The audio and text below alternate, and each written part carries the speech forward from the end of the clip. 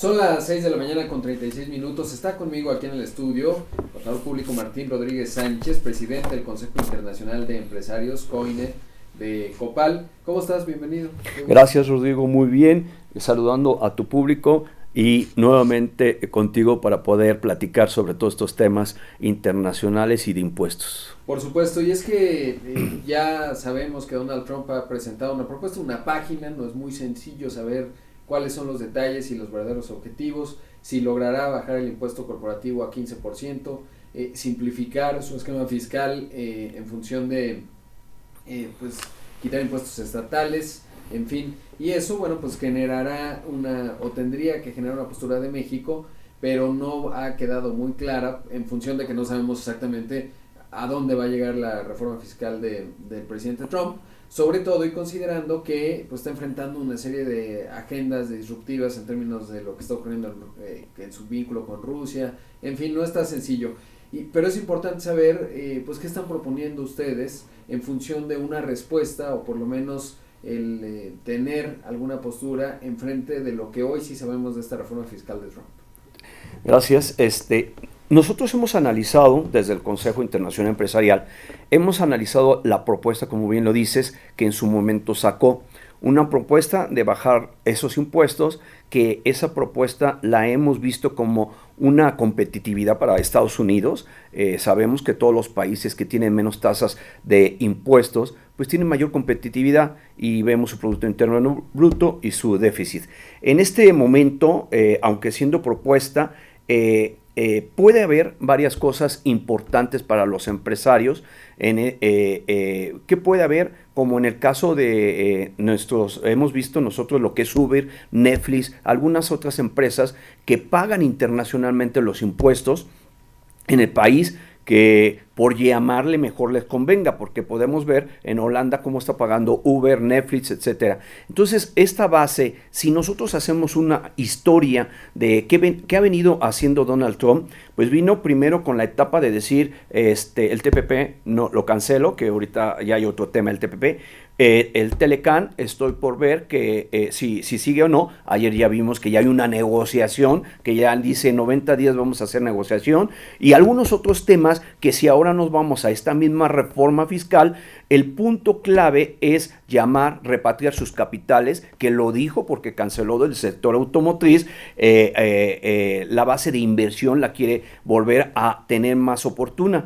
En ese tema estoy de acuerdo porque es generación de empleo, porque es una base de recaudación y la recaudación es la que va a ayudar al país, pero también tiene que tener mucho cuidado porque en este momento los productos que serían importados de otros países para poder llamar a esa parte de recaudación, podría tener un déficit, podría tener un problema también en el cambio de su divisa y podría tener algo bursátil muy importante de todos los mercados que le va a afectar.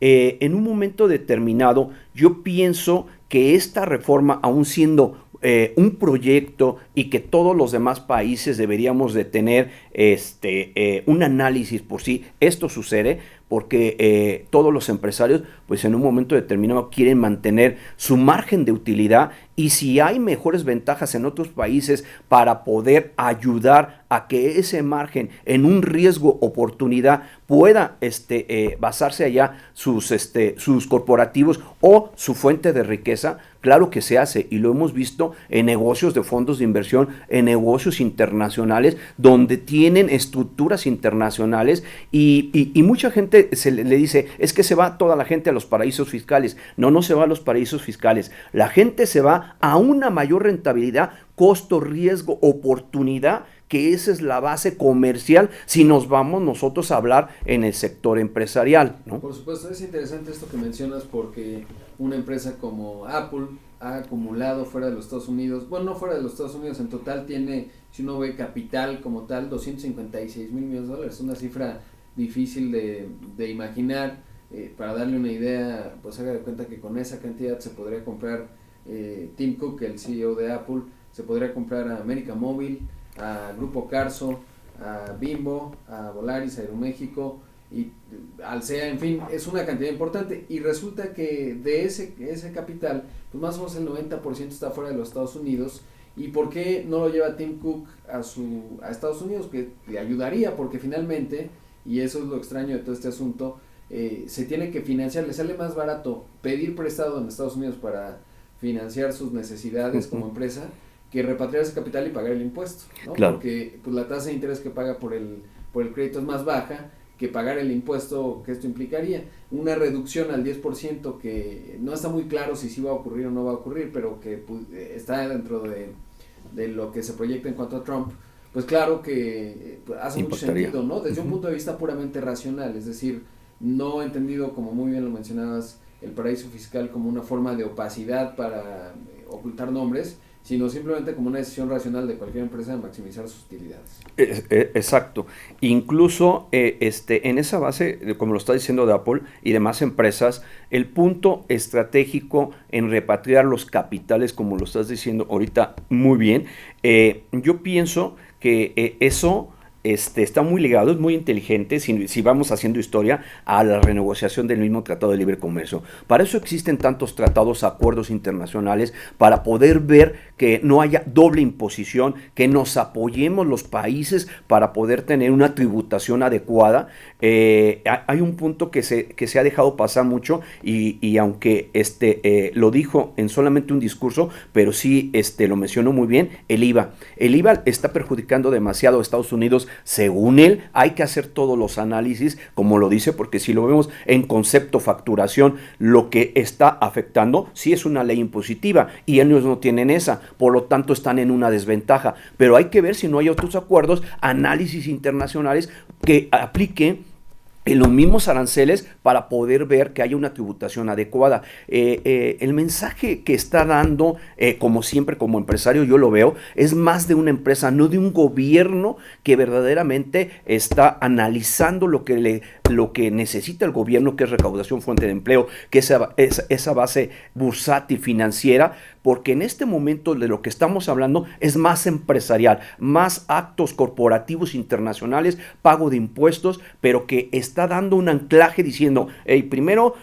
meto miedo, ahora hasta estoy dando una oportunidad de que te vengan las empresas de Estados Unidos, porque incluso canceló las empresas la inversión que iban a hacer en México, y ahora digo, quédate, incluso vas a pagar menos impuestos, ¿verdad? Pero hay que ver qué es lo que beneficia al acto comercial internacional, porque no solamente es esto lo que está adelante, sino hay muchas cosas atrás que le va a afectar a los empresarios en todo este tipo de actos comerciales, ¿no? Por supuesto. Por último, preguntarte, estimado Martín, ¿qué tendría que hacer México? Es decir, no tenemos mucha claridad y por lo tanto no sabemos específicamente qué podemos hacer, porque pues hay que tener ya la propuesta concreta y aprobada. Pero, ¿qué verías? ¿Cuáles son los ejes en los que México tendría que moverse? Que en pláticas con algunas personas en la Secretaría de Hacienda están preparándose para poder ver toda la parte de la reforma fiscal que viene en diciembre, pero sí se está analizando. Lo estamos analizando desde una parte de iniciativas de inversión, desde una parte de los fideicomisos, transparencia, desde una parte de ver la realización del pago de impuestos, disminución, persona física, moral, etcétera. Eso sí se está realizando en México. Yo he tenido pláticas, incluso ayer lo vi con algunos magistrados, con algunos jueces, etcétera, lo que se está proponiendo.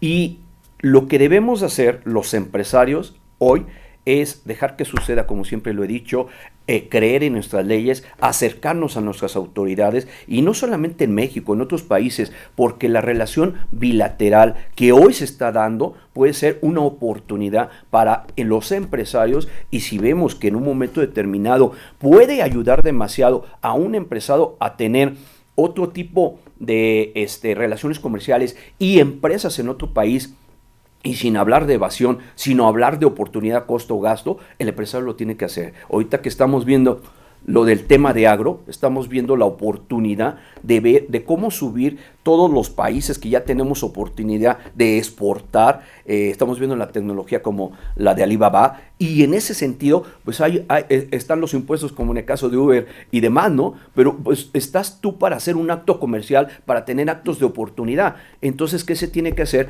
Que los gobernantes que están que tienen que tener un análisis en este sentido, tienen que ver la oportunidad de los tratados, de las tributaciones, para podernos empezar a presentar en estas oportunidades. Estados Unidos, México, por el Tratado de Libre Comercio, no dudo que después de esta reforma, después del IVA de lo que habla, después de dividendos, inversiones, todo lo que está hablando Donald Trump, tras libros, que eso se me hace empresarial, no dudo que se va a negociar en el tratado, porque estamos hablando de que es el momento oportuno, no solamente de lo que conlleva el tratado en automotriz, en los sectores que está manejando, sino es el momento de dejar las reglas claras, fiscales y financieras para los países. Por supuesto. Pues te agradezco mucho, estimado Martín Rodríguez Sánchez, presidente del Consejo Internacional de Empresarios de Copal. Gracias por estar aquí, nos estamos escuchando y viendo. Gracias, Rodrigo.